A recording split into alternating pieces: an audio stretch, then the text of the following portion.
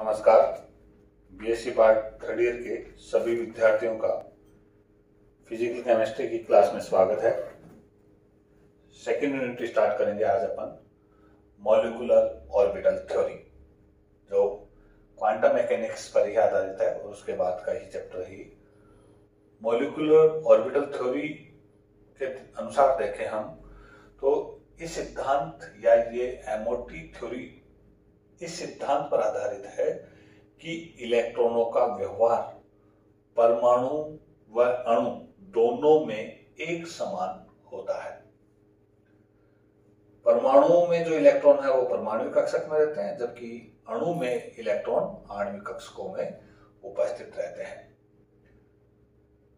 दूसरी स्थिति हम देखें, अणु में इलेक्ट्रॉन केवल एक ही नाभिक परमाणु में इलेक्ट्रॉन केवल परमाणु के नाभिक के द्वारा ही आकर्षित रहता है, जबकि अणु में जो इलेक्ट्रॉन उपस्थित है वो दोनों परमाणुओं के नाभिकों द्वारा आकर्षित रहता है। दूसरा देखें हम, इसकी एमओटी के अनुसार हम देखें, परमाणुीय संरचना की व्याख्या की गई थी और उसने ये कहा था कि परमाणु एमओटी सिद्धांत के अनुसार ये देखा हमने कि परमाणु कक्षकों के आधार पर ही परमाणु की संरचना की व्याख्या की जाती है। किसी भी अणु की व्याख्या उसके आणविक कक्षक पर आधारित होती है। आणविक कक्षकों में इलेक्ट्रॉन का भराव या हम इलेक्ट्रॉन का भरते हैं तो वो उसी प्रकार होता है आबोव सिद्धांत, हुंड, पाउली अपवर्जन नियम, जिस प्रकार हम किसी परमाणु में इलेक्ट्रॉन भरते हैं। तो सबसे पहले देखें तो एमओटी का जो विकास हुआ था वो LCO मेथड के द्वारा हुआ था। क्वांटम मैकेनिक्स का जो LCO मेथड था, linear combination of atomic orbital, उसके आधार पर ही हम एमओटी को समझा सकते हैं। LCO के अनुसार हम देखें कि दो परमाणु कक्षक परस्पर संयोग करते हैं तो आणविक कक्षक बनाते हैं, अर्थात जितने परमाणु कक्षक संयोग करेंगे उतने ही संख्या में आणविक कक्षक बनेंगे। यदि दो परमाणु कक्षक परस्पर संयोग कर रहे हैं तो दो आणविक कक्षक बनेंगे, बंदी और विपरीत बंदी। यहां हम देखें कि दो परमाणु ए और बी भाग ले रहे हैं और ए परमाणु का, क्योंकि वेव मैकेनिक्स के आधार पर हम इसकी व्याख्या करेंगे, तो परमाणु की जो व्याख्या करेंगे हम तरंग के रूप में करेंगे या वेव फंक्शन के रूप में करेंगे। तो यहाँ हमने देखे कि माना दो परमाणु है ए और बी, तो उनके परमाणु कक्षकों की जो तरंग है वो क्रमशः साई ए और साई बी होगी। एमओटी के अनुसार दोनों परमाणु कक्षक एक दूसरे के संपर्क में आते हैं तो दोनों में आकर्षण भी हो सकता है और प्रतिकर्षण भी हो सकता है, अर्थात कुल तरंग फलन का मान होगा साई ए प्लस माइनस साई बी, जहां प्लस आकर्षण को दर्शा रहा है अर्थात बंध को दर्शा रहा है और माइनस प्रतिकर्षण को दर्शा रहा है अर्थात बंध का निर्माण नहीं होता। साई ए व साई बी के रेखीय संयोग से दो आणविक कक्षक बनते हैं।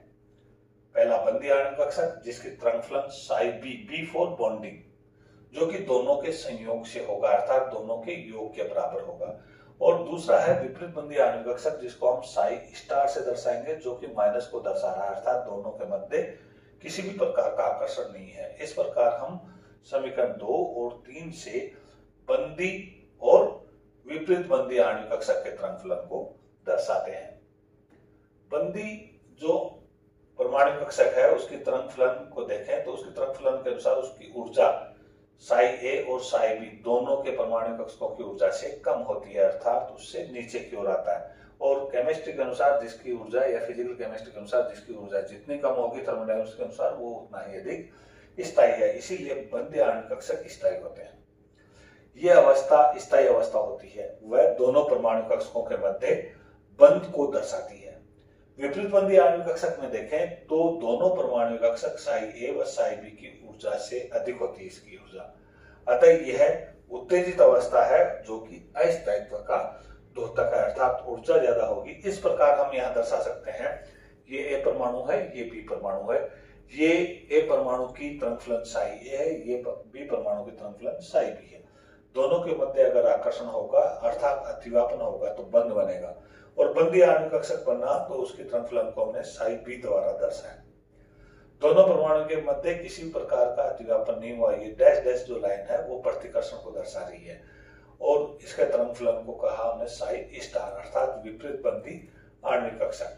फिर ये ऊर्जा के अनुसार दर्शाया गया है, ये ऊर्जा का बढ़ता क्रम है, ये परमाणु कक्षक है जिनकी ऊर्जा यहाँ है।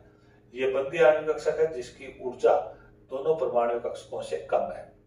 ये विपरीत बंदी आणविक कक्षक है जिसकी ऊर्जा दोनों परमाणु कक्षकों से अधिक है। यही अभी तक आपको बताया गया है।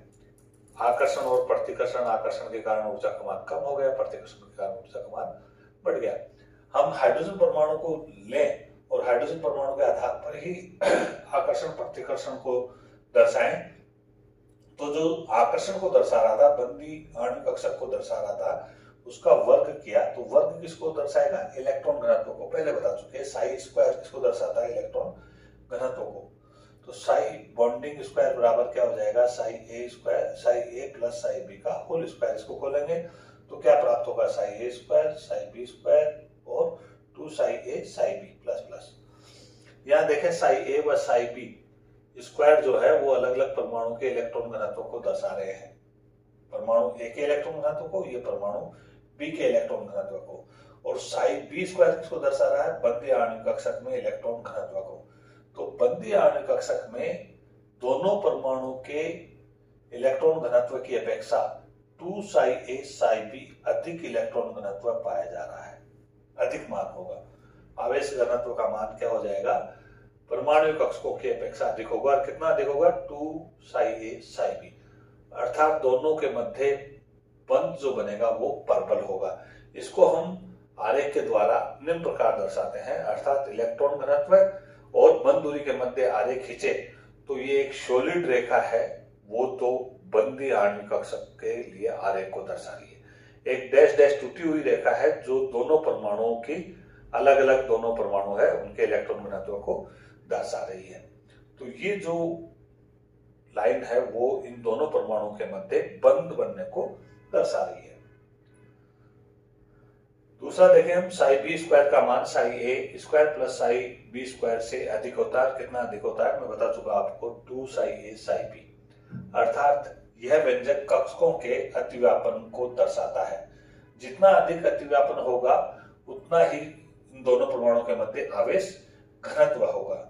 दोनों परमाणुओं के उतना ही अधिक मजबूत बंध बनेगा। अर्थात हम देखें अब दूसरा जो इक्वेशन थर्ड है हमारी विपरीत बंदी आणविक कक्षक के लिए, उसका वर्ग करें तो हमें ये प्राप्त होता है क्या? साई स्टार स्क्वायर बराबर psi A square plus psi B square minus 2 psi A psi B. अर्थात विपरीत बंदी आणविक कक्षक में जो इलेक्ट्रॉन घनत्व है वो दोनों परमाणुओं के इलेक्ट्रॉन घनत्व की अपेक्षा 2 साई ए साई बी कम होता है। जो ये मान कम है यही इसको प्रतिकर्षण को दर्शा रहा है।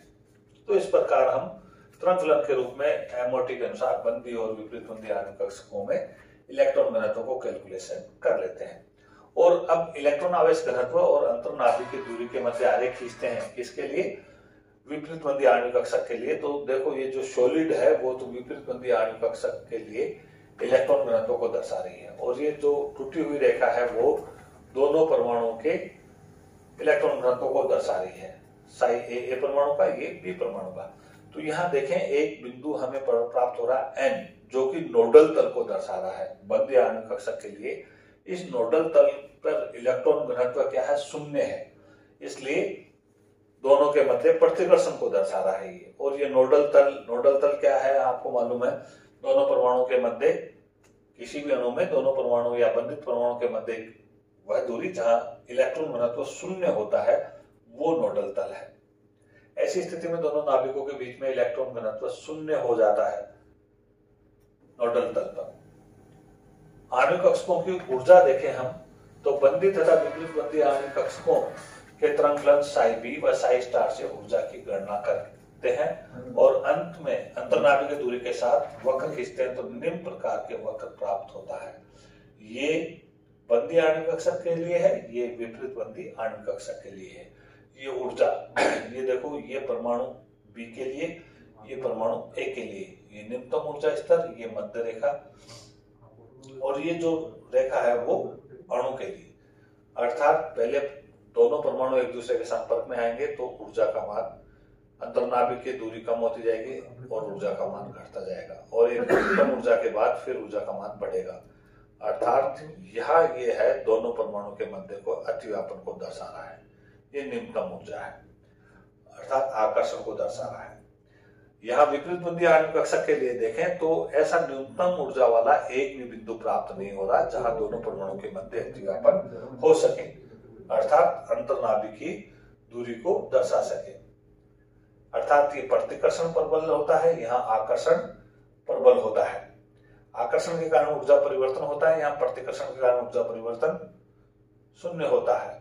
कुल ऊर्जा परिवर्तन भी अबंदी आणविक कक्षक ऊर्जा स्तर पर के होते हैं जिस पर अतिव्यापन में भाग लेने वाले परमाणु कक्षक होते हैं। अणु कक्षकों के निर्माण के लिए एक सामान्य नियम है कि परमाणु कक्षकों के अतिव्यापन से उतनी ही संख्या में आणविक कक्षक बनते हैं जितनी संख्या में अतिव्यापन में वो भाग लेते हैं।